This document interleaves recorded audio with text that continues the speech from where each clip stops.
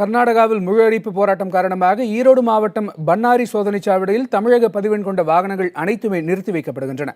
இதுகுறித்த தகவல்களை தருகிறார் பன்னாரியிலிருந்து நம்முடைய செய்தியாளர் சந்திரசேகர். காவிரியில் தண்ணீர் திறந்துவிடப்பட்டுள்ளதை அடுத்து கர்நாடகாவில் பல்வேறு கட்சிகளுடன் இணைந்து கன்னட அமைப்பினர் முழு கடையடைப்பு போராட்டத்தில் ஈடுபட்டு வருகின்றனர். இந்நிலையில் தமிழகத்திலிருந்து கர்நாடகாவில் செல்லும் அனைத்து வாகனங்களும் கர்நாடக எல்லைப் பகுதிகளில் தடுத்து நிறுத்தப்பட்டு வருகிறது.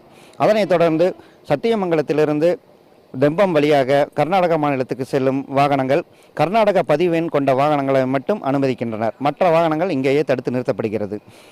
பேருந்து போக்குவரத்து முற்றிலும் தடை செய்யப்பட்டுள்ள நிலையில் கர்நாடகா செல்லும் பயணிகள் மிகுந்த அவதிக்குள்ளாகி உள்ளனர்.